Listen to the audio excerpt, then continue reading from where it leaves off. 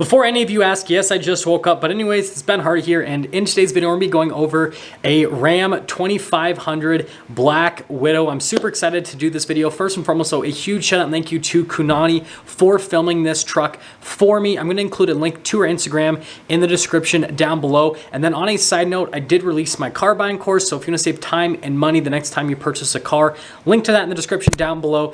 And Zipper just stepped on the camera, so we'll just straighten that. If you don't want to be a part of the over 90% of buyers that pay over MSRP for a car, that's what that car buying guide helps you out with. Let's get into the video.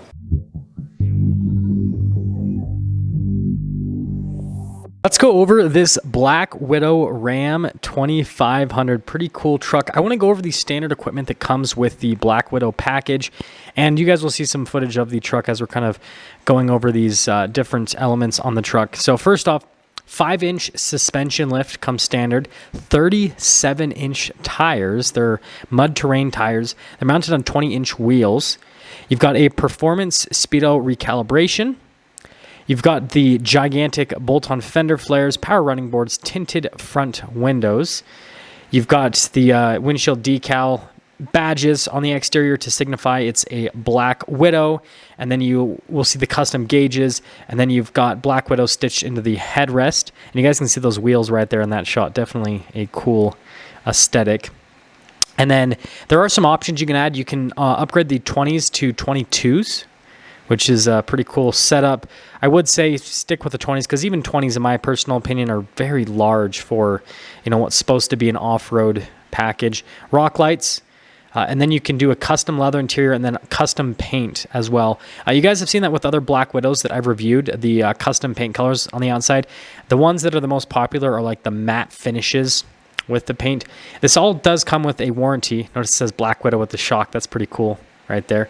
So you've got a 3-year, 36,000 mile warranty, and the builds are compliant with the Federal Motor Vehicle Safety Standards. So this is, you know, everything works from a compliance standpoint with the Black Widow trucks, and that's the big benefit, right?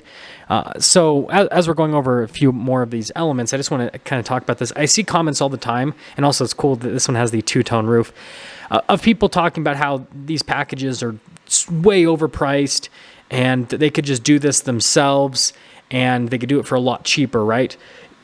Okay, yes, you could do this for cheaper, but first off, that's not going to have a warranty, right? So you got to ask yourself, how much is that peace of mind worth, that if something goes wrong with the lift or the truck or whatever, that it's covered under warranty? Again, how much is your peace of mind worth? And then the other thing you got to ask yourself is, do you want to really deal with, you know, getting your truck registered all the time, and if it doesn't pass safety? Now, I'm lucky here in Utah that they got rid of our safety inspection, and you guys can see the interior right here, which looks really cool. Yeah, they got rid of our safety inspection, so we just have to worry about emissions. But if you live in a state where you constantly have to have safety inspection every year, every other year, right? Do you want to deal with, you know, driving around a truck that doesn't pass safety, and you have to constantly change things on the truck just to get to pass, right? That's another annoyance. And then on top of that, if you lift your truck and put tires and wheels on it and shocks and everything, even if you did the exact same setup that what Black Widow has here, your truck will not be as worth as much as a Black Widow, because at this point, there's a pretty strong brand name with SCA Performance and with their Black Widow trucks that they're worth more on the used market. And so there is some value there as well. And so with everything together, between the warranty, making sure it's compliant with the government, right? And on top of that, the package actually adding resale value. Trust me, if you just lift your truck and everything, you might be able to find the right buyer that'll pay more for your lifted truck. But when I worked at a car dealership and someone brought in a lifted truck, we didn't pay more for it because it was lifted. Sometimes we'd pay less for it because we're like, oh, this is going to decrease the amount of buyers that we have available for this truck. If it was stock, it would be even better. So yeah, there is some benefits. And then going over this package itself, as you guys can see, the main thing, right, is the lift, the wheels, and the tires, and then the shock upgrade.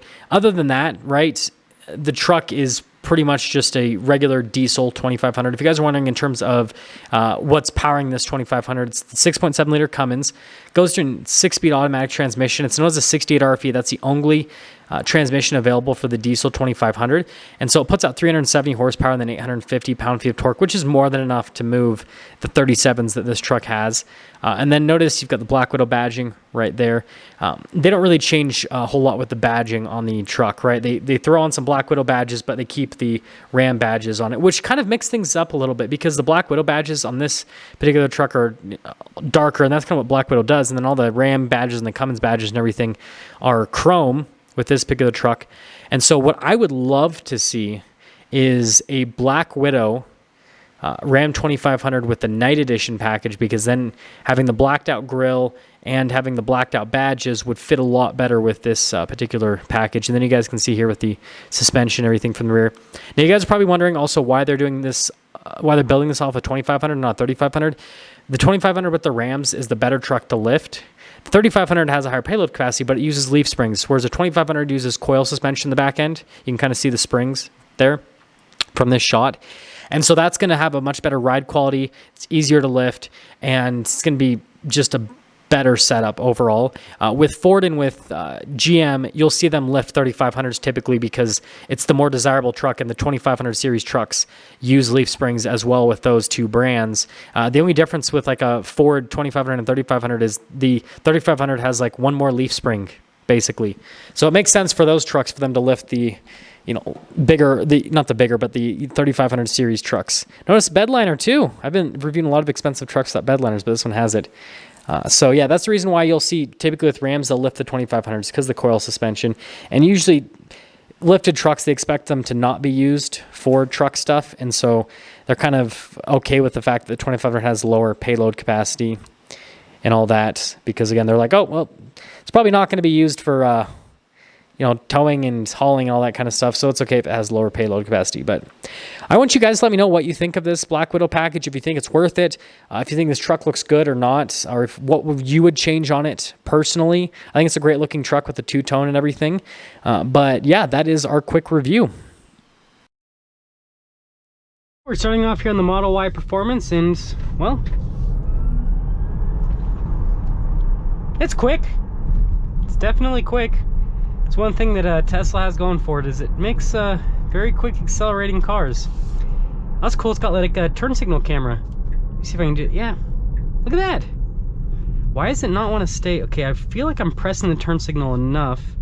So I guess I didn't press it hard enough for the turn signal to want to stay on all the way. So you have to like really muscle your finger into the turn signal for it to stay on, which is kind of annoying, but I guess this thing you can get used to.